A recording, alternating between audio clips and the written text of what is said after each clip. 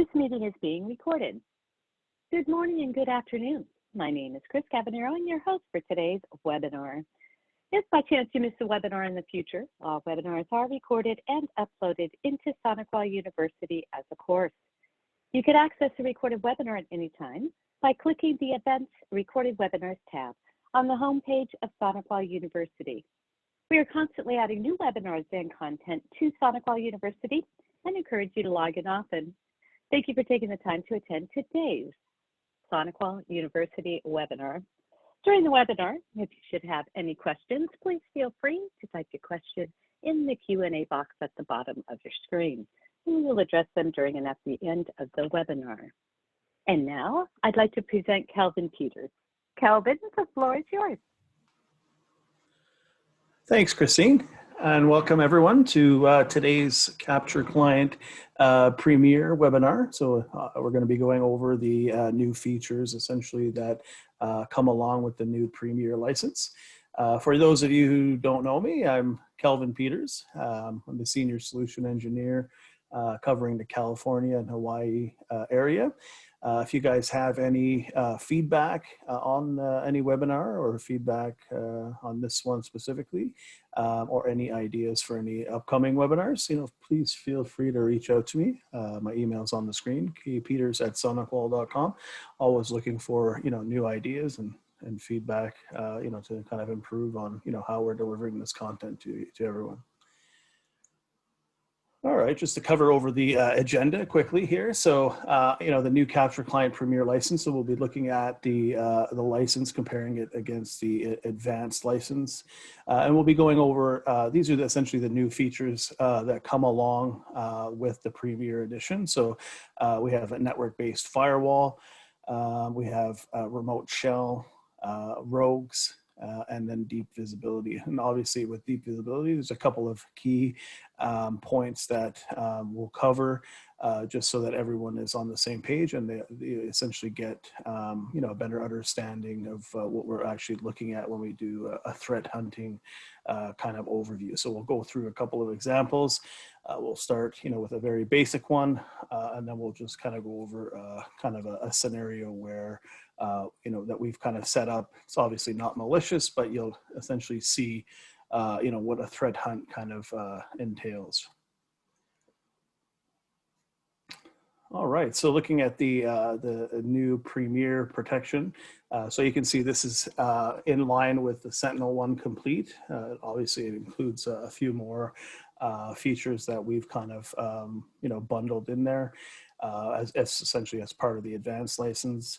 But essentially, the ones we're looking at here, is the threat hunting with deep visibility, the automated threat hunt, custom rules, the network control, the secure remote shell, and then lastly, the rogues detection.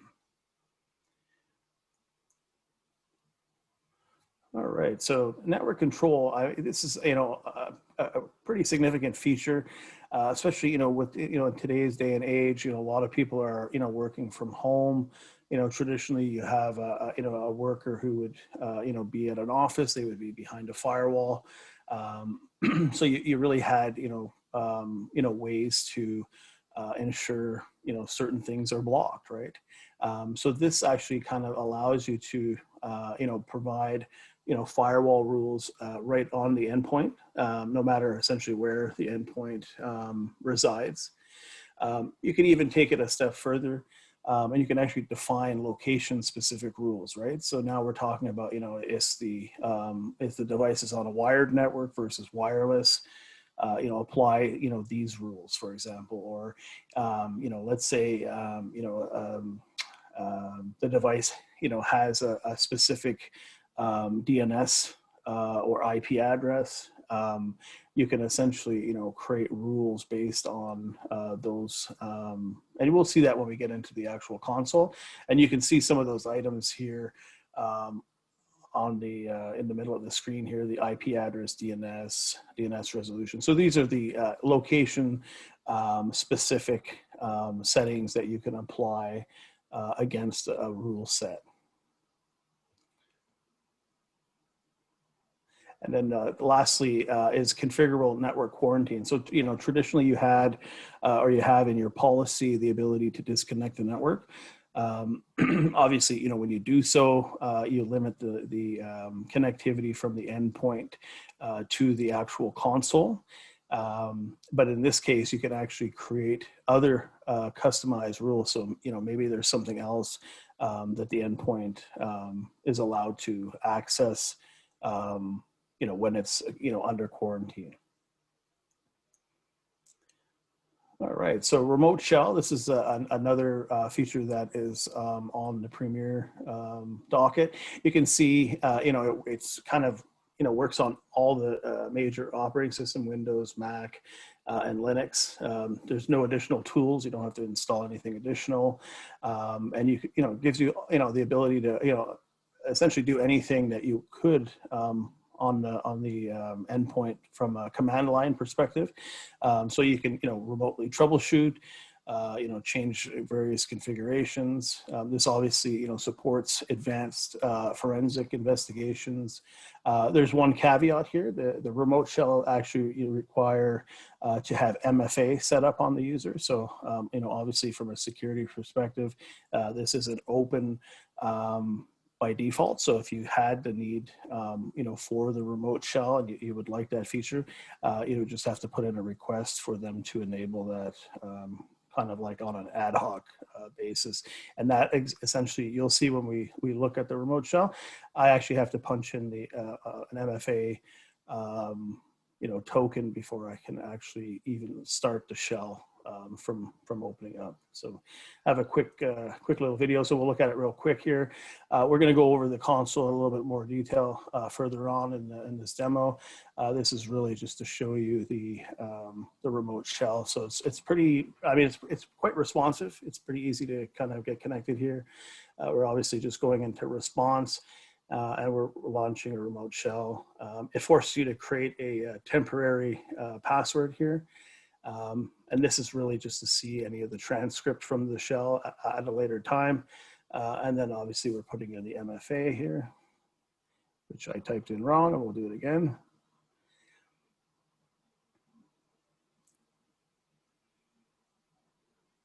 All right, and it usually takes, it could take a few seconds, maybe 20, 30 seconds to get connected here. But once it does connect, we should get a prompt back. So it looks like it's connected. And like I said, you can pretty much do, whatever you are able to do from a regular shell in the system, right? So obviously I'm just, changing directory. I can, ping some hosts here. I can, list out, the processes that are running on the machine with maybe the PID or something, right, that I'm interested in.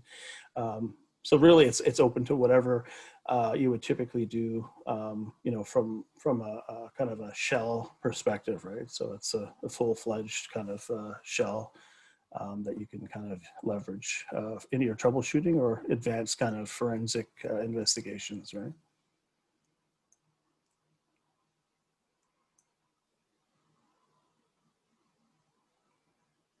All right, so the next feature that we're going to look at or just talk about briefly, we'll see this. I'll show you when we log into the actual console.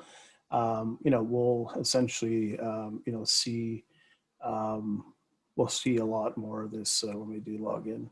But essentially the goal for the rogues feature is it really, it allows you to identify unprotected endpoints in the network. Obviously, it gives you enterprise-wide kind of visibility, and it ensures that you're really compliant, right? So any, deployment gaps that you have out there, maybe you missed a whole department of users. This really allows you to, see what is actually, missing the client on the actual endpoint. This obviously would catch, other things like if, someone brought in, a personal laptop or something and tried to tether that to the network. Because it doesn't have the SENTINELONE agent, it's obviously going to trip in one of these network scans. So really, how this is working is it, periodically, scans the network, and it really is just detecting, endpoints that don't have the Sentinel-1 agent installed.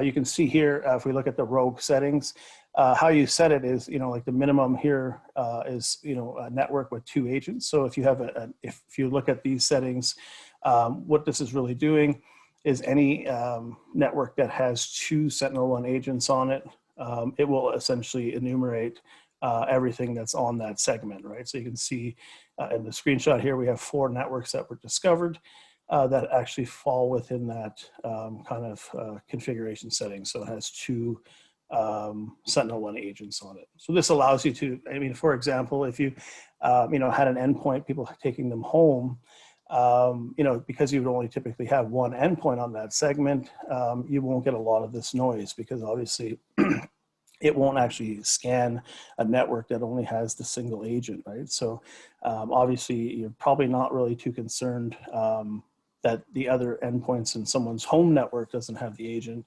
but you can certainly, see the rogue devices that are on that network segment if it was scanning with the number of agents. All right, so a couple of things we'll talk about before we look in the next feature. So the next feature essentially is the deep visibility. So we essentially, I wanted to kind of mention the indicator of compromise, or IOC. So, what is that? What is an IOC, right? It could be made up of many different I guess you could call them security artifacts. It could be IP addresses, domain names, URLs, hashes, process hashes, file events, right? So these could all be a certain, IOC, right? And you'll see when we look at that, it gives you the ability to kind of, search for a specific indicator of compromise. And you can see, where do these actually come from, right? So what are the different sources of IOCs?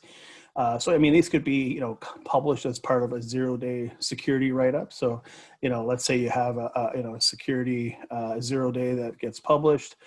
You'll see, typically they list the IOCs, somewhere in that write-up, and you'll see that. I'll show you that in a few minutes here. We're going to look at one of those just to kind of show you what I'm talking about. Found in your environment. So we're going to look at another example of, it's essentially, I always like to use the example of, someone clicks on a link in an email and then, visits, let's say it's a malicious website. They, essentially download a malicious script. And then, essentially it does, some damage to the endpoint. One of the big things, that this kind of allows you to solve in your environment is, the fact that, okay, I know someone clicked on a malicious URL. I know this, email has come in, but how many people have actually seen this email? How many people have actually, actually clicked on the link, right? So this actually, allows you to, search for that, right? So if you were really trying to isolate something that transpired, this kind of gives you that tool set to really be able to dig a little deeper and then actually, enumerate what's affected in your network. Another kind of spot where you would see, IOCs coming from, threat intel reports. So, that could be, from the government. It could be from, different vendors, right? And then other threat intel databases, right? And there's a lot of, paid ones out there. There's a lot of free ones out there, that, essentially they're selling their, threat intel, right? That you can, kind of use in a kind of a tool such as this, right? So this is just a quick, just an example. This is Hafnium. This is, if you have an Exchange server, you probably were familiar with this because at some point you were probably running around trying to patch this. You can see this security write-up, it lists the CVEs, it gives you a lot of the information of, what the attack is really, trying to do or what it's doing or what CVEs it's leveraging. But here are the IOCs. So you can see at the bottom here, they've published, a bunch of IPs that are, kind of known to be, associated with that attack, right? So, you'd be able to, when we get to it, you'll see, you can kind of search out for these, indicators and then be able to, kind of investigate from that point. So the next thing we're going to talk about, we mentioned this, if you guys attended the first part of this webinar, you saw, we mentioned the MITRE attack framework, and what we really mentioned was how it ties into the storyline. So if you guys weren't on the previous call, what we looked at was just really a compromised endpoint, and we brought up the storyline of in the capture client console, and it really you'll see it again, but it really shows you everything that kind of transpired based on a storyline.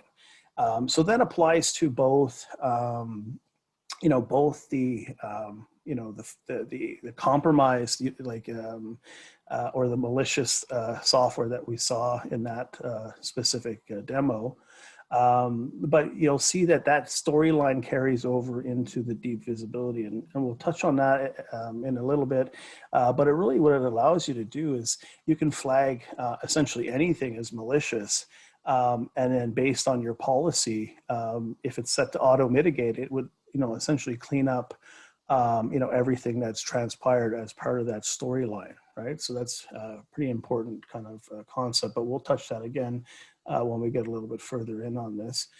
But so anyways, the MITRE framework, it's really a knowledge base, of adversary tactics and techniques, right, that are being used. They have, a set of different categories that, the tactic or technique would fall under. So we'll see that in the next slide. This is used by, defenders such as, operations, threat hunters, SOCs, forensic investigators. And it really allows them to, gain, a good understanding of, an attacker's behavior rather than, just detecting on something being malicious. So, obviously there's, what are the benefits of using the MITRE framework? So it obviously allows you to search based on, tactic or technique or even behavior. It's useful to, map out an attacker's tool sets, right, and their techniques. And it also, you can use it to, improve your defenses by understanding how, an attacker uses these, techniques and tactics to kind of, gain a foothold on your network, right? So this is the MITRE framework. Might be small for you. I'm on a pretty big screen here, but you can see along the top, these are the categories, right? So you have your reconnaissance and your initial access, execution, persistence, etc. And then there's subcategories. So each type of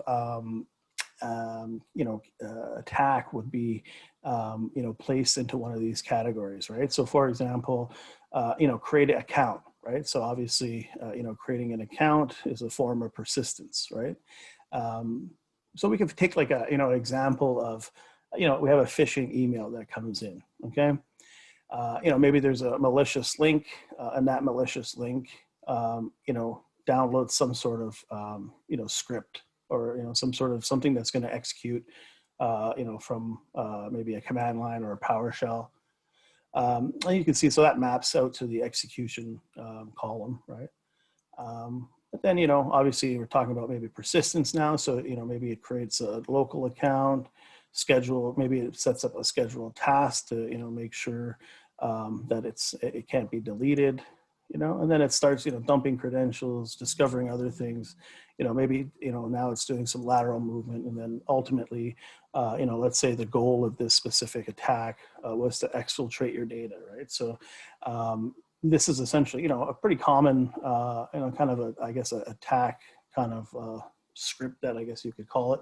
And obviously, you can, based on these different kind of buckets like persistence or, exfiltration, you'll see when we get into the tool, we can actually search out, for example, a scheduled task or, a local user being created, right? So, in itself, it's not malicious. And, an AV would not traditionally pick up on like, oh, a local user has been created, for example, right? If there's nothing malicious in it, it doesn't ever trigger. So this allows you to really, you'll see when we get into the console, you can actually start to search, based on these tactics, and be able to really catch things that are actually in the network that would otherwise go undetected, right?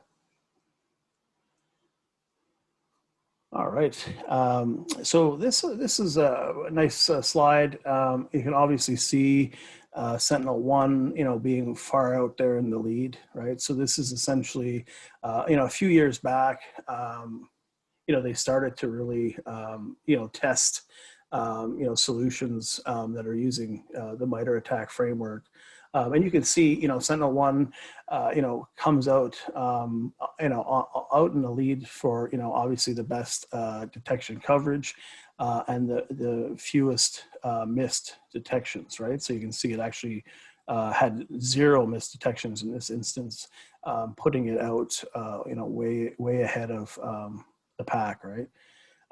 So it's really, most modern AV solutions, and you'll see a lot of the, the big brands here are using the MITRE framework in their detection, right? So this is essentially, any,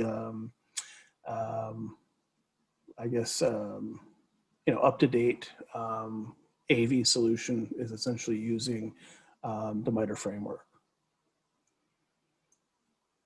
All right, so when we talk about threat hunting, what is threat hunting, right? So what is it really, going to allow us to do here? So it allows us to be proactive than reactive, right? So, we can, find things before they really are going to happen, right? We can find, risky activities that would typically, maybe it's evaded, your network layer. Maybe it even evaded your email layer, right? It gives you the ability to search for these IOCs, or again, the MITRE attack techniques or tactics, right? It gives you the ability to search out for 0-day IOCs, right? So, if you take a typical kind of incident out there in the industry, so what do you do, right? So you hear there's a 0-day. First thing I would do is I typically look at my network device and I say, okay, do I have an IPS signature that blocks, this specific attack? I usually I would put that in place, obviously, to, mitigate, the risk of a compromise until I'm able to patch the application in my environment, right? So this gives you the ability to kind of search to see. I mean, how do you know? I mean, let's say a 0-day, gets published today. Obviously, the vendor knew about it for some time, so it's been out there in the wild for maybe a month or two. How do you know that you haven't fallen victim to this? How do you know that your network or your endpoints aren't actually compromised in one way or another? So this allows you to take those IOCs and really search it out to be able to dictate if there's something else that you need to kind of look at in the network, right? And you'll see when we search for these IOCs, you're going to see you're going to start to see the power behind this this product.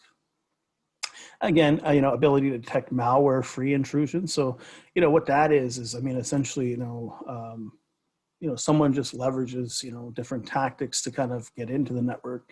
They're not necessarily launching anything that is malicious, or they're not using any tools that would otherwise be detected by, the Sentinel-1 AV engine, right? All right, probably the big question is, well, why would I need something like this? Well, I mean, you risk from, lateral movement. Obviously, that's, becoming a bigger and bigger concern. More employees are working off the network. Adversaries are getting more sophisticated and stealthier, right? So you read some of these security, recent security, events in the news, and sometimes these attackers are in the network for 100, 200 days, before they actually launch their their end goal, right? You reduce the amount of time that an adversary is in the network. So that's, important, right? Obviously, if you can catch them before they can actually launch an attack, that's obviously key into, kind of, ensuring that your environment is secure, right? Again, you gain the ability to search those zero-day threats using published IOCs. And you can also automate, threat hunting. So we're going to take a look at that specifically for the automated threat hunting. And you'll see that you can, create some of these things based on an indicator of compromise. You'll see there's quite a few different kind of vectors that we can set up that would allow us to, essentially catch something malicious or potentially malicious in the network. And then lastly, advanced forensic investigations. So, let's say, you get a call, right? You get a call at 5 o'clock, someone, clicked on something, their machine is, infected. How else would you know what kind of transpired, right? So that's where, this, platform, really does an outstanding job with the storyline, right? So the storyline, and you'll see that, I think, in the next couple of slides where we have a quick little video, but it really it really enumerates everything that's kind of transpired, from that event. So just by clicking on a link, you're going to see, all this information kind of come back that we can actually, look at, right? So. All right, so deep visibility, so this is really, knowing the unknown, right? I mean, I've kind of mentioned that, obviously, it's, could be anything that's come into the network. You can obviously easily find related IOCs using this storyline based hunting. So you'll see the console is really easy to use. It even, does command completion. So even if you're not certain what to type in, it really gives you the ability to see, suggestions as you type, right? That's essentially, I guess, the next step with the numerous tooltips and autocomplete. Right out of the box, it comes with some, basic queries to kind of get you up and running. And then you can see here, you can customize what data to collect. So you can see, processes, file, URL, DNS, IP. One thing I'll highlight here is this data masking. So if you click on that one, this actually masks some of the data. So you might lose the ability to search out, for example, file names would be one. If I clicked on the data masking in my console, I would just see the fact that it was masked out.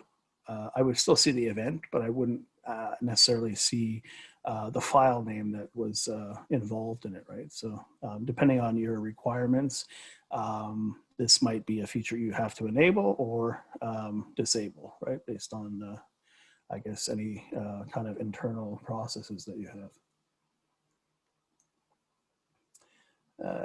This one here. So I just wanted to show this one again. This goes back to, this slide is actually from the previous webinar. But what I wanted to highlight here is this is the storyline that you keep hearing, right? I keep mentioning storyline. Well, what is the storyline? Here you can see it really maps out everything that's kind of transpired, right? So if I execute a file, it spins up some processes, starts deleting some files. I'm going to see that as part of the storyline, right? So this really allows me to, be able to, and this is essentially what the product uses to kind of roll itself. Like if you needed to do a remediation here, this is essentially, all the pieces that it would actually attempt to clean up if you chose to do a remediation on something like this, or if your policy is already set to remediate. And of course, we always talk about the rollback feature because, that's an important piece of this puzzle as well. So if you get to a point where, obviously there's significant damage to the machine, like the files have been encrypted or, something has been deleted and you can't recover from a normal remediation standpoint, you can essentially roll back. And that really allows you to roll back to a point in time before the event had kind of transpired on the endpoint, right? So if it was files being encrypted, when you roll back, your files will be back the way you saw them. If it was a file that was deleted and you roll back, you would typically, see that file return on your machine. This actually uses the Windows VSS snapshot. So it's taking snapshots at a 3-hour interval. So typically, the most you would essentially be out is 3 hours. So if something was to transpire and you needed to roll back, the most you would typically, see as a loss is potentially 3 hours, right? All right, so let's, let me just get into that. We'll do the console overview. Let me just find my window here.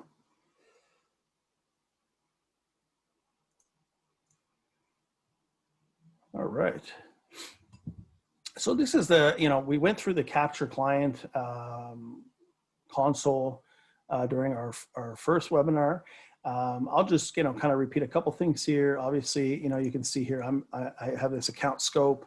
And what this allows you to do is, from the top parent, you can actually, inherit policies from anything above it, right? So I can have a parent policy set on this top tier here, and it'll actually inherit the policy, right? So it allows you, especially when you're spinning up a new install, you can recycle a lot of the config that you might have had on a different tenant, right? So a tenant in this case represents a logical group of devices. So typically that translates to a customer, right?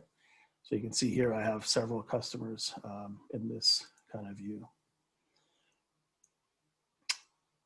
Oops, let me go back here.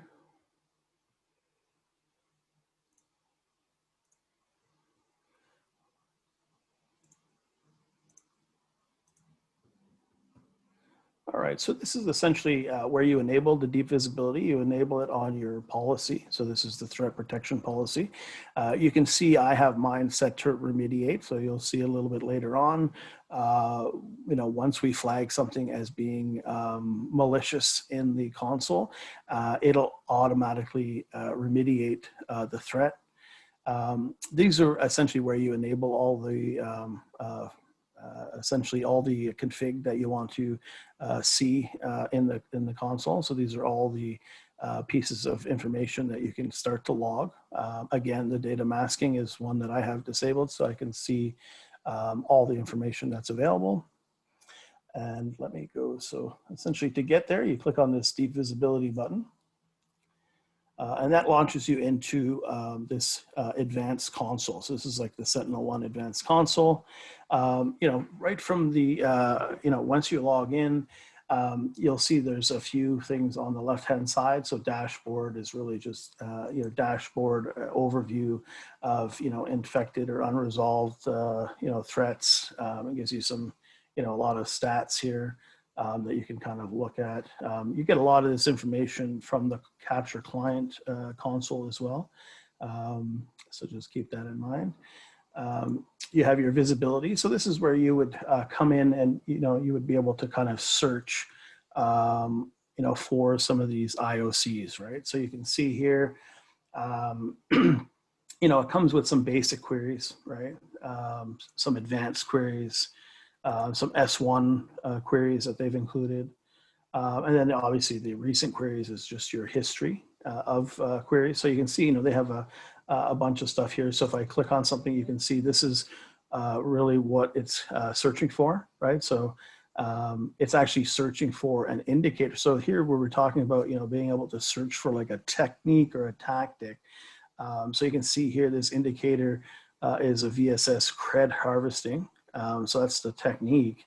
And then obviously the process integrity level, it's searching for, all three different levels, right? So these are how you start to build out these queries. Like I said, this one is an out-of-box query that allows you to kind of, start searching, pretty quickly, right?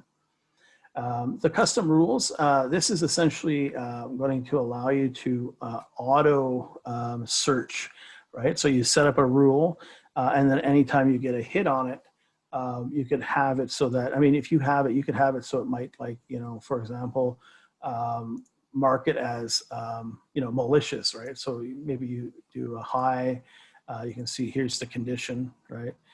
And then the response. So if I treat this as a threat, anything that I had specified, if my policy was set to remediate, then it would essentially automatically remediate this, right? I could even quarantine the network as well. So if you think about it, if we take something like, you know, a user, right? You know, maybe, you know, I treat that as malicious. Maybe I quarantine the device, right? I mean, you have the granularity to kind of, you know, specify that. You can even detect, this one is really just detecting any PowerShell script that's being run, right? You can see here, this one is just an example of a, you know, a sunburst ping home, right? So you can see it's, you know, it's really just looking for, you know, like a URL or a domain in this case, right? You can take it a step further. You can see, like, you can get even more advanced, right? So this one here, this one actually isn't scheduled. This one's just a draft, but you can see here, I can actually insert a vulnerable application, right? So if you guys remember from the first kind of call that we did, if I look at, you know, the Sonicwall, let me just go back to this one here, and I'll just show you a vulnerable app. Right, so in this case, this endpoint has this Adobe Acrobat 5 running on there, right? We can, you know, see, you know, it's got a CVE with a base score of 10, gives me a little bit of information here. But I can actually, you know, take this name, right, and then include it in my search here, right? So if I did parent process is, you know, vulnerable application, and, you know, process Windows command shell. So this would really, you know, highlight the fact that, you know, a vulnerable application out there in my network has just, you know, launched potentially a command shell, right? So if we go back to that, you know, kind of when we were talking about, you know, what do you do when, you know, a 0-day gets published? You know, you set up those IPS signatures. This might be, you know, one of those things, right? So if you actually had the vulnerable application in your network that you're waiting to patch, you can set up a rule here that would obviously alert you if that vulnerable application, you know, created a, you know, a web shell, for example. You know, that might obviously be something that you're interested in getting an alert for, right? All right, so if I click on Sentinels, Sentinels is essentially the list of all my endpoints. So you can kind of see quite a bit of stuff here. The thing that we want to look at here is the rogues feature. So what this does, I mean, you can see, we saw it in the previous slide, but what this really allows you to do is you set, you know, how many nodes on a network segment before you start to scan for rogue devices, right? So in this case, it's set to 2. So if there was at least 2 agents on a network segment, it would start to enumerate that segment, and then it would report back in the console here of any rogue devices that it essentially found, right? So it's pretty easy to set up. You can, you know, obviously add some exclusions, right? So if you don't want to scan a specific network, you can plug it in there. That's pretty much it for rogues. Network control. So network control, it's, you know, pretty straightforward. You know, you create a firewall rule. You can see you can base the firewall rule on OS type. So let me just do a quick test here. So we can do an allow or a block. And then, you know, it's pretty much just like your, you know, what you would expect, right? So you can, you know, block on application, direction, you know, the local host, local port, remote port, locations. So the locations is that interesting kind of part. You can, let me just close this one. And then I'll go into settings here.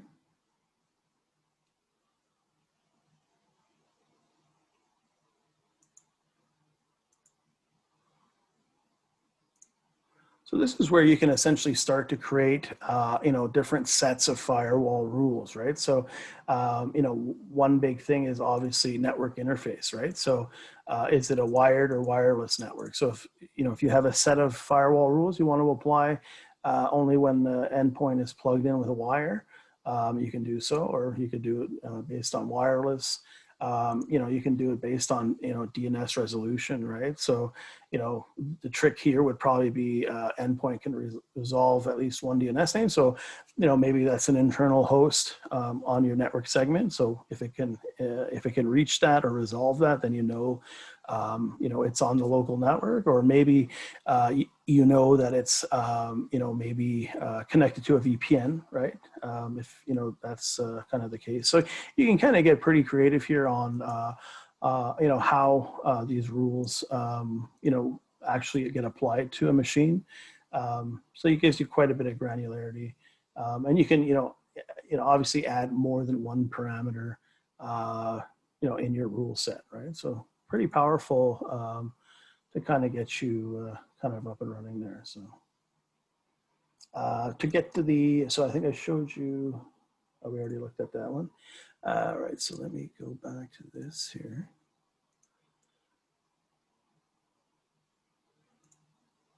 All right, so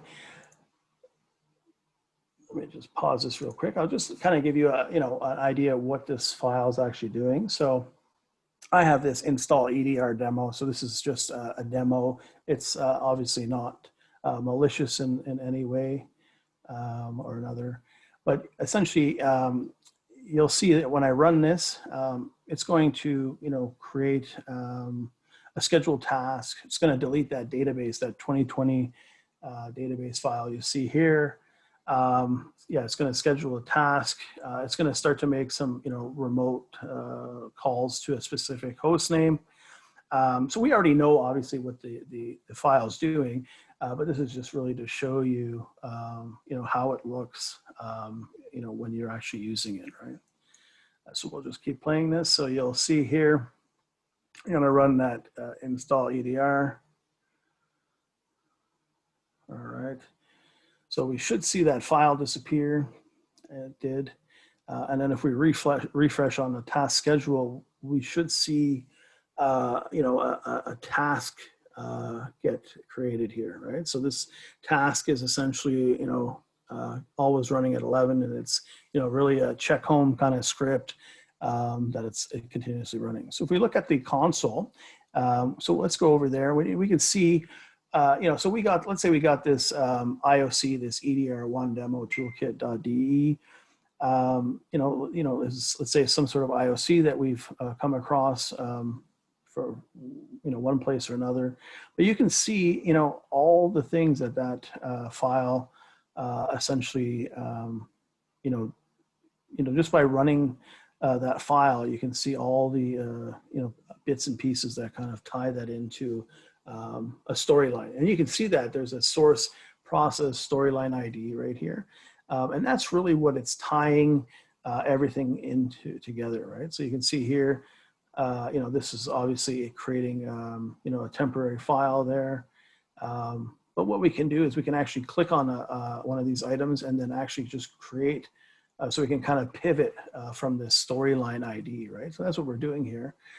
So we've taken a storyline ID, we've kind of pivoted on there, and you can see along the top here, all the processes, and I can click on any of these, the process, indicators, files, in this case, I'm clicking on schedule task, and you can see, so that's essentially the scheduled task that we saw on the endpoint, right? So, we can see this as part of the search, right? Just based off of that storyline ID.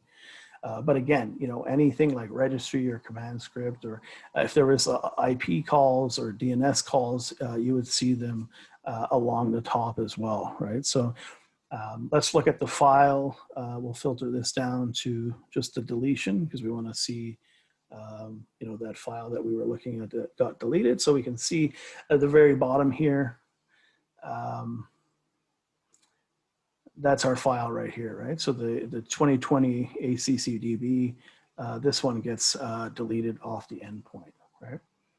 And now what we can do is we can actually, based on, that one event, we can actually flag that as being malicious. We can flag really anything as being malicious, and then allow our remediation policy to either remediate it, quarantine it, roll back. So you'll see here, I'll mark this one, as being malicious, and you'll see that. So I'm marking it as a threat. And then I should be able to, navigate over to, the actual threat section here, and we should be able to see that item now as being, flagged as being a threat. So just give it a second here for it to pop over there. So you're going to click on incident, and now we see that install EDR demo, right? And we can see it's already mitigated because that's based on my policy that I have set up in Capture Client, right? So essentially you can see it killed 16 out of 16, quarantined 4 out of 4, and it remediated 21 out of 20. So that's a pretty clean remediation for this one. Obviously, it doesn't get our file back, right? So what we'll do here is we'll actually initiate a rollback, and then we'll see that our file does in fact come back, and obviously the scheduled task has already been removed as part of the remediation, right? So you can see, these are obviously the options: kill, quarantine, remediate, and rollback. We can see that we've already remediated, so we've already did the kill, quarantine, and remediate. But obviously, we know that we're still missing a file, so we can go ahead and click on the rollback, and then this usually takes up to about a minute or so, and then it really it'll go green here with the rollback once it's actually been successfully rolled back. So we'll give it a few seconds here, and then we'll take a look at that.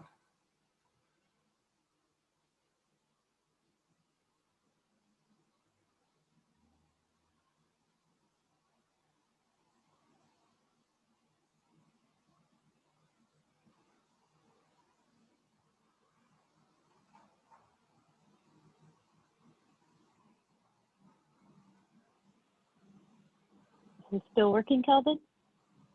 Yeah. So it's just finished. You Okay. can see, it's just finished. Great. There. I was just looking over the questions while I was waiting there to see if there was anything I can quickly answer.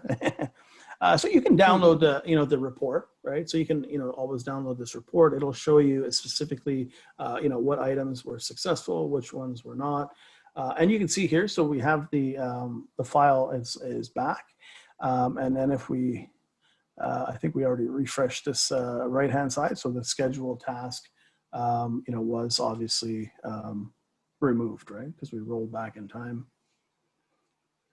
So you can see, a lot of the information here, about, what kind of, transpired, a little bit more information about the machine.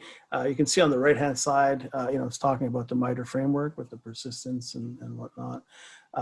This is essentially that storyline, right? So you can see here, all the events that kind of transpired, and we'll go down to the bottom in a moment, and we're going to really see, all those same pieces of information that we saw when we actually initiated that deep visibility search, right? So it really gives you just a list of, in this case, it looks like there's only some processes and files that show up here. But you can see, all the information that's kind of tied, through that, that storyline really. And you can see they actually have a storyline. If you look at this process storyline here, depending on what you click on, it'll actually show you over time, pretty much whenever anything kind of transpired, right? And that pretty much brings us to the end. So there is a trial for this. If you go into My Sonicwall, under trials, you'll be able to see the Capture Client Premier. So they've added that recently. So you can actually, spin up, a test environment it gives you 10 endpoints for 30 days. It allows you to, really, get your feet wet and give it a kind of a spin, before you decide to buy it if you're just looking to see how it works for you. So let me look at some of these question ones.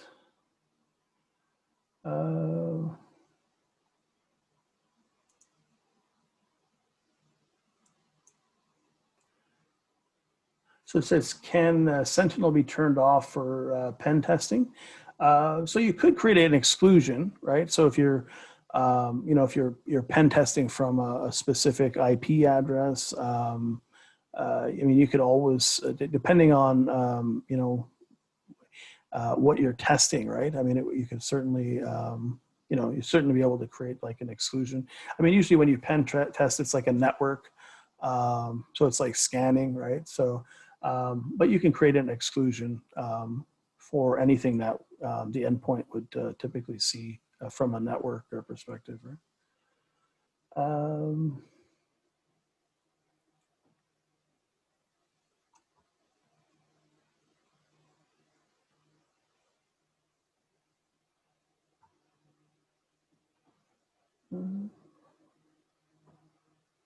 Yeah, so another question is for the rogue scan, what devices actually scan?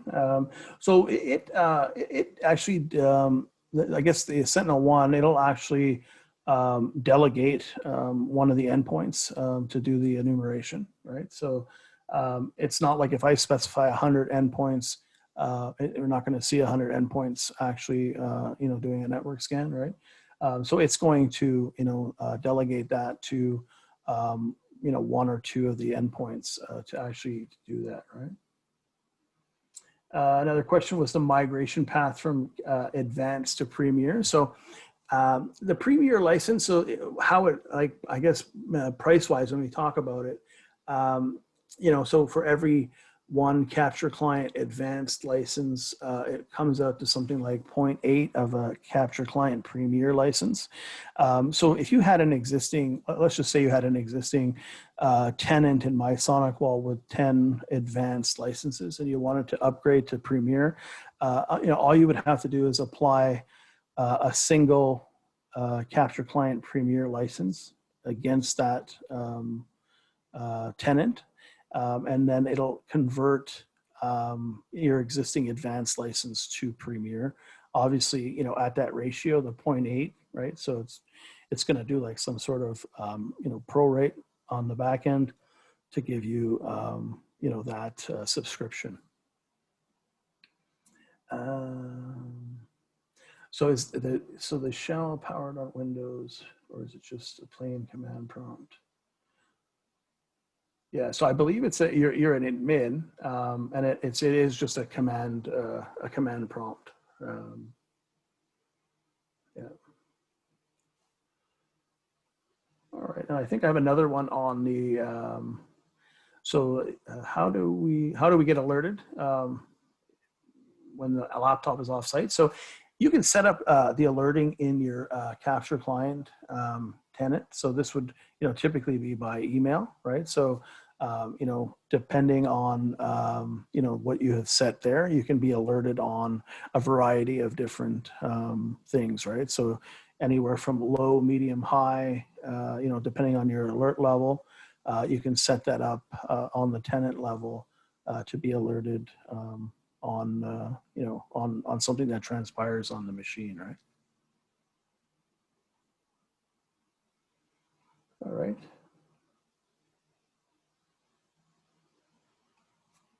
All right, I think that was it. I don't know if anyone else had any other questions. I'll give it another minute or so to see. But,